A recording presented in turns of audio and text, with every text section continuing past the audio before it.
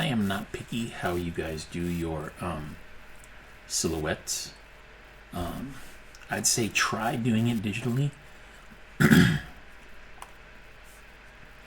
Like it's easier if you have a character already in your mind set up, but I'm just gonna draw like a generic character. I'm thinking of the rebel in our assignment,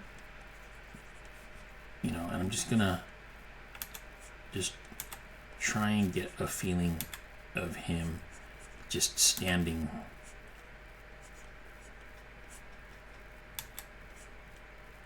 I don't know if I'm wild about that.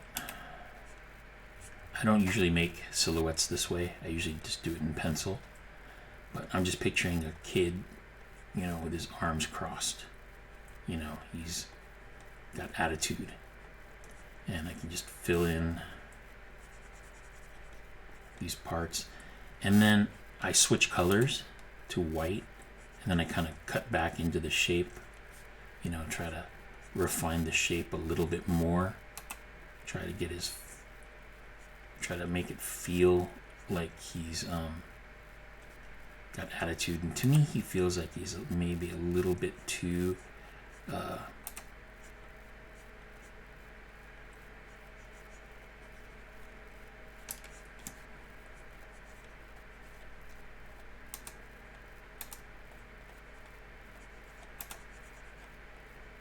and I'm just switching between black and white. I have a shortcut key set up for it. To me, his arms might be a little low, so I think what I'll do is I will just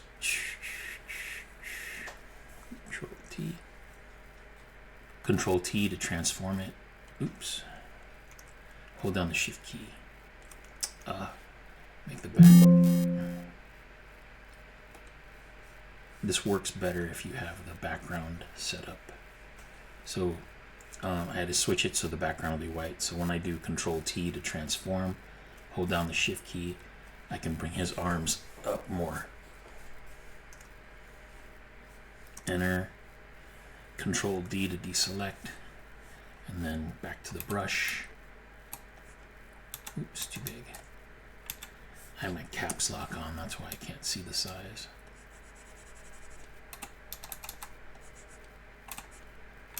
Oh, what did I just do?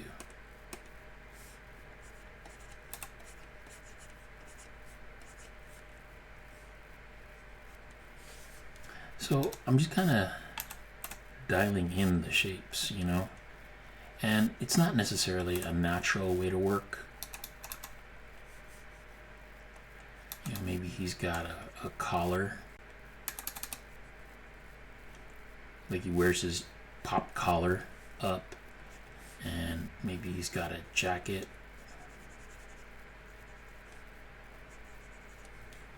And maybe his pants have wrinkles, and, they kind of come down. There's a fold.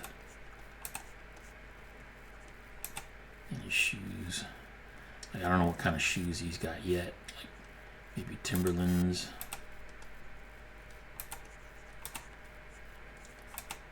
But I'm just kind of trying to feel if I can just get attitude.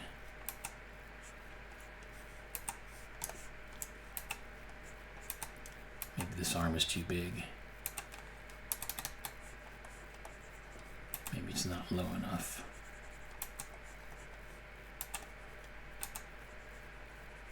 And now there's a danger that this can kind of get a little bit busy. Maybe his hair. Maybe he's got some curly hair or something.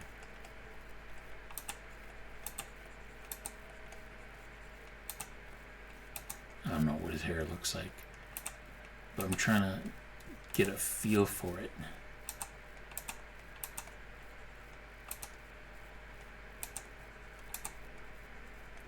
But you can kind of play around until you feel like you've got a look or something,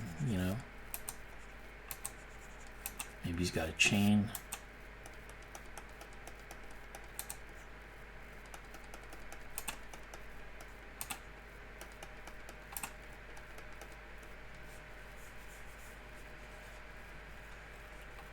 I don't know what his boot looks like. But I'm just going back and forth as I draw. Maybe this foot sticks out a little bit more this way. His pants feel a little bit saggy, so I wonder if I can just grab this part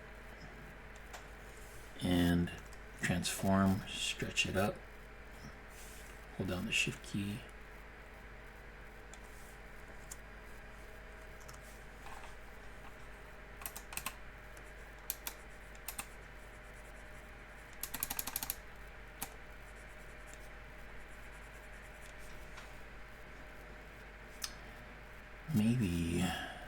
Maybe his arms stick out more. And maybe they're in his pockets. So maybe he's holding a cigarette.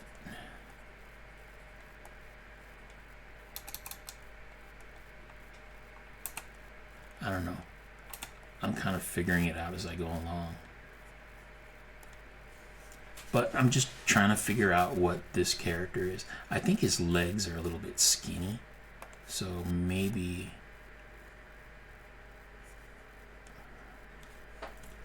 I take his legs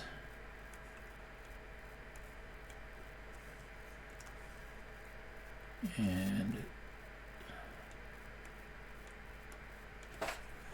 you do this with the mouse, it's easier.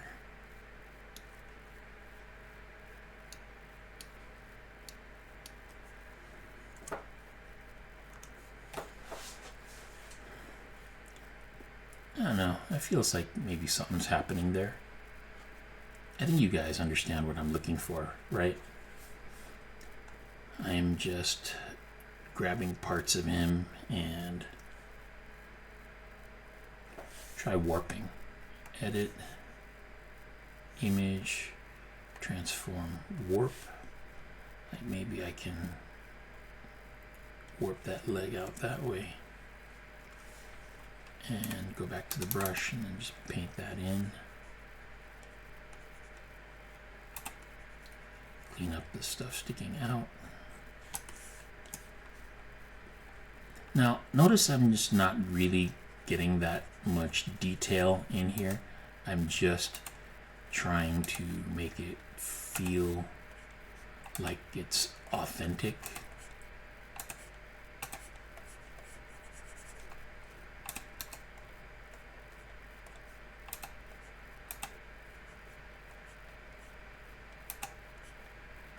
Like I said, I don't ordinarily work this way, but there's a lot more detail that you can get back and forth with the character just because you're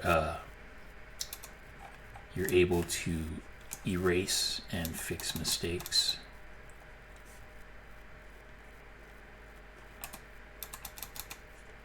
He's a rebel, right? Got the earring. So this is one way to design your character. Just try to get the feeling of how he should look. Just work back and forth. I am just hitting the X button to change this the color picker here. So I can make a mark, hit X, I can make white, and see how I'm going through that, just back and forth, make it big, all gone.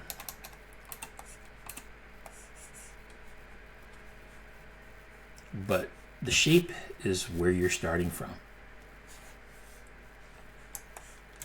and you saw how I began it.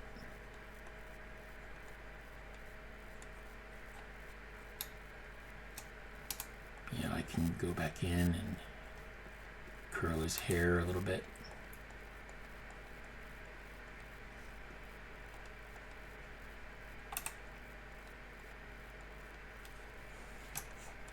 But it's starting to feel like something, you know? And if you just follow the rules of proportion, where basically if if this is his height, right, then this halfway point